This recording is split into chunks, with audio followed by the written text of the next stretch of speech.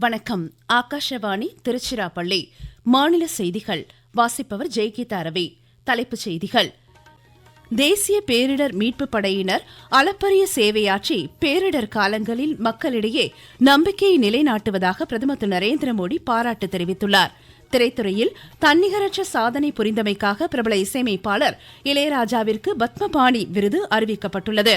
செங்கல்பட்டு மாவட்டம் நெம்மேலியில் 343 கோடி ரூபாய் மதிப்பீட்டிலான மாமல்லன் நீர்த்தேக்கத்திற்கு முதலமைச்சர் திரு மு.க.ஸ்டாலின் இன்று அடிக்கல் நாட்டினார்.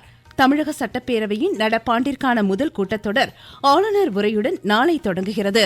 தமிழ்நாட்டில் வாக்காளர் பட்டியல் சிறப்பு தீவிர திருத்தப் பணிகளுக்கான கால அவகாசம் வரும் 30ஆம் தேதி வரை நீட்டிக்கப்பட்டுள்ளது. இனி விரிவான செய்திகள்.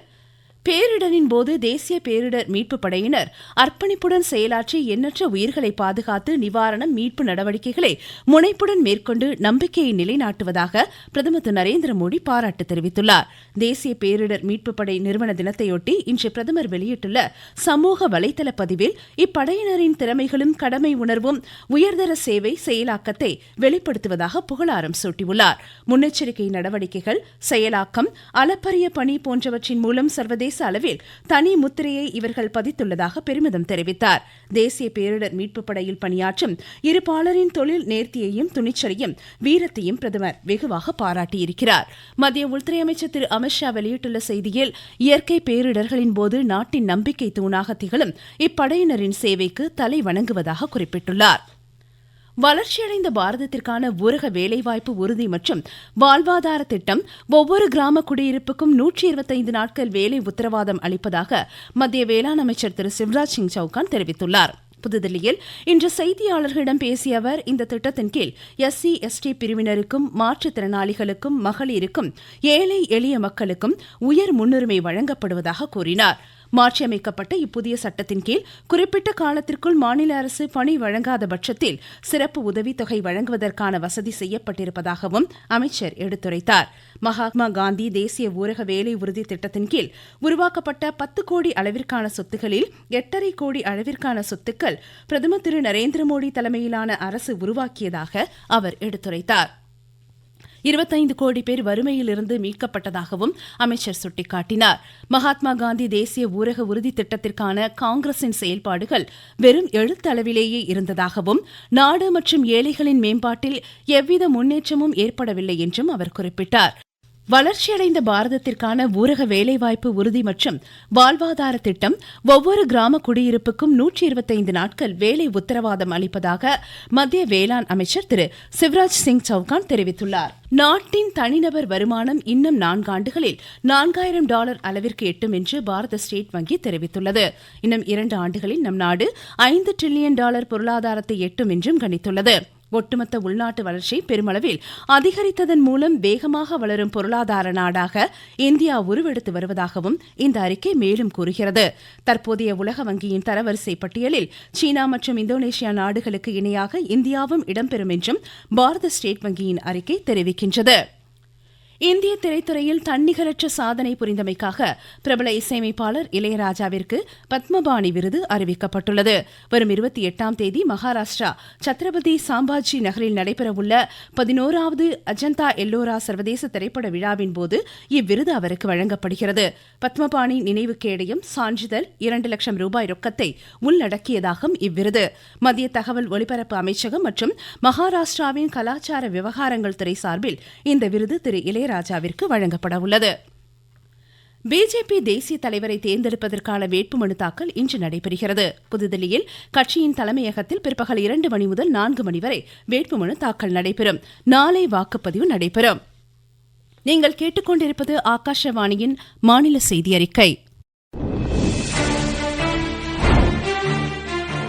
ஊரக வளர்ச்சிக்கான புதிய அத்தியாயம். வளர்ச்சி அடைந்த இந்தியாவிற்கான ஊரக வேலைவாய்ப்பு உறுதி மற்றும் வாழ்வாதார சட்டம். இந்த சட்டம் ஆண்டிற்கு 125 நாட்கள் வேலையை உறுதி செய்கிறது.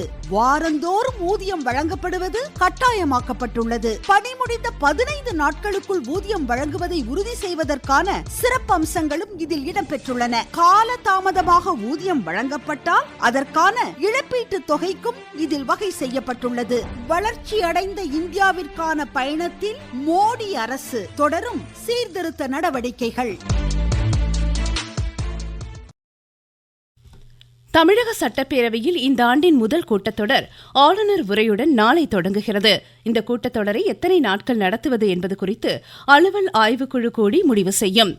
செங்கல்பட்டு மாவட்டம் நெம்மேலியில் நீர்வளத்துறை சார்பில் 343 கோடி ரூபாய் மதிப்பீட்டிலான மாமல்லன் நீர்த்தேக்கத்திற்கு முதலமைச்சர் திரு மு.க. ஸ்டாலின் இன்று அடிக்கல் நாட்டினார். இந்நிகழ்ச்சியில் பேசிய முதலமைச்சர் 5161 ஏக்கர் பரப்பளவில் 1.6 TMC நீரை தேக்கும் வகையில் இந்த நீர்த்தேக்கம் அமையும் என்றும் இதன் மூலம் 13 லட்சம் மக்களுக்கு குடிநீர் விநியோகிக்க முடியும் என்றும் கூறினார். பக்கிங்ஹாம் கால்வாயில் உப வடிநிலத்தில் இந்த புதிய நீர்த்தேக்கம் அமைய உள்ளதாக குறிப்பிட்டார். 69 ஏரிகளிலிருந்து வரும் உபரி நீரை சேமித்து மாமல்லன் ஏரி அமைய உள்ளதாக கூறிய அவர் சுற்றுப்புற மக்களுக்கு இதில் மீன்பிடிக்க உரிமம் வழங்கப்படும் என்றார். சென்னையின் புதிய அடையாளங்களாக உருவெடுத்துள்ள பகுதிகளுக்கு குடிநீர் வழங்குவதை நோக்கமாக கொண்டு இந்த நீர்த்தேக்கம் அமைக்கப்படுவதாக முதலமைச்சர் கூறினார். தாமிரபரணி, கருமேனி ஆறு, நம்பியாறு இணைப்பு திட்டத்தை தமது தலைமையிலான அரசு சாத்தியமாக்கியதாக அவர் சுட்டிக்காட்டினார். கடந்த 5 ஆண்டுகளாக காவிரி படுகை பகுதிகளில் 459 கோடி ரூபாய் மதிப்பில் தூர்வாரும் பணிகள் நடைபெற்றதால் கடைமடை விவசாயிகள் பயனடைந்ததாக அவர் எடுத்துரைத்தார். இந்நிகழ்ச்சியில் 15 அரசு சாரா நிறுவனங்களுக்கு சிறந்த நீர் பாதுகாப்பு விருதுகளை முதலமைச்சர் வழங்கினார். தமிழ்நாட்டில் வாக்காளர் பட்டியல் சிறப்பு தீவிர திருத்தப் பணிகளில் ஏற்புரைகள் மறுப்புரைகளுக்கான கால அவகாசம் வரும் 30ஆம் தேதி வரை நீட்டிக்கப்பட்டுள்ளதாக மாநில தலைமை தேர்தல் அதிகாரி திருமதி அர்ச்சனா பட்நாயக் அறிவித்துள்ளார். சென்னையில் இன்று அவர் வெளியிட்டுள்ள அறிக்கையில் பொதுமக்கள் இந்த நீட்டிக்கப்பட்ட காலக்கெடுவை பயன்படுத்திக் கொள்ளுமாறு அறிவுறுத்தினார். இதற்கான கால அவகாசம் நேற்றுடன் முடிவடைந்த நிலையில் இந்த அறிவிப்பு வெளியிடப்பட்டுள்ளது. அம்ரித் பாரத் திட்டத்தின் கீழ் சிவகங்கை மாவட்டம் காரைக்குடி ரயில் நிலையத்தில் 20 கோடி ரூபாய் மதிப்பீட்டில் நடைபெற்று வரும் பணிகளை மதுரை ரயில்வே கோட்ட மேலாளர் ஓம் பிரகாஷ் மீனா இன்று ஆய்வு செய்தார். பின்னர் செய்தியாளர்களிடம் பேசிய அவர் இந்த ரயில் நிலையம் புதுப்பிக்கப்பட்டு தயார் நிலையில் உள்ளதாக கூறினார். காரைக்குடியிலிருந்து சென்னைக்கு புதிய ரயில்கள் இயக்குவது குறித்து ரயில்வே துறைக்கு கோரிக்கை அனுப்பப்படும் எனவும் அவர் தெரிவித்தார். தேசிய சாலை பாதுகாப்பு மாதத்தையொட்டி திருப்பத்தூர் மாவட்ட ஆட்சித்தலைவர் அலுவலக வளாகத்தில் சாலை பாதுகாப்பு விழிப்புணர்வு பேரணியை ஆட்சித்தலைவர் திருமதி சிவசவுந்தரவல்லி இன்று தொடங்கி வைத்தார். பொங்கல் பண்டிகையையொட்டி கன்னியாகுமரி சுவாமி விவேகானந்தர் நினைவு மண்டபத்தை 72,000 சுற்றுலா பயணிகள் பார்வையிட்டதாக பூம்புகார் கப்பல் போக்குவரத்து கழகம் தெரிவித்துள்ளது. மயிலாடுதுறை மாவட்டம் குத்தாலம், கொள்ளிடம் ஆகிய வட்டார பகுதிகளில் இன்று முதல் வரும் 6ஆம் தேதி வரை தீவிர தொழுநோய் கண்டறியும் இயக்கம் நடைபெறுவதாக ஆட்சித்தலைவர் திரு ஸ்ரீகாந்த் தெரிவித்துள்ளார். திருச்சி நவலூர் குட்டப்பட்டு கிராமத்தில் தை பொங்கலை ஒட்டி பாரம்பரிய ஜல்லிக்கட்டு போட்டி விறுவிறுப்பாக இன்று நடைபெற்று வருகிறது. திருச்சி, கரூர், அரியலூர், புதுக்கோட்டை, மதுரை உள்ளிட்ட பல்வேறு மாவட்டங்களிலிருந்து கொண்டுவரப்பட்ட 600 காளைகளை அடக்க 300 மாடுபிடி வீரர்கள் களத்தில் உள்ளனர். பெரம்பலூர் மாவட்டத்தில் வேலூர், வேப்பந்தட்டை வட்டாரங்களுக்குட்பட்ட 15 இடங்களில் நுகர்பொருள் வாணிபக் கழகத்தின் சார்பில் நேரடி நெல் கொள்முதல் நிலையங்கள் நாளை மறுநாள் திறக்கப்பட உள்ளதாக எமது செய்தியாளர் தெரிவிக்கிறார். பெரம்பலூர் மாவட்டத்தில் நடப்பாண்டில் வேலூர், அரும்பாவூர், பூலாம்படி, வெண்குளம், தொண்டமந்துறை, இனாமகரம், குன்னம், ஒகுளூர், அகரம்சிகூர், கோவில்பாளையம், காடூர், எழும்பூர், நன்னை, அத்தியூர் மற்றும் வசிஷ்டபுரம் ஆகிய 15 இடங்களில் வரும் 21ஆம் தேதி நேரடி நெல் கொள்முதல் நிலையங்கள் திறக்கப்பட உள்ளன. எனவே நெல் சாகுபடி செய்துள்ள விவசாயிகள் அரசின் நேரடி நெல் கொள்முதல் நிலையங்களில் தங்கள் நெல்களை விட்டு பயன்பெறலாம் என மாவட்ட வேளாண் துறை இணை இயக்குநர் தெரிவித்துள்ளார். பெரம்பலூரிலிருந்து எம். செல்வராஜ். நெல்லை களக்காடு முண்டன்துறை புலிகள் காப்பகத்தில் புலிகள் கணக்கெடுக்கும் பணி இன்று தொடங்கியுள்ளது. இதுகுறித்து எமது செய்தியாளர்.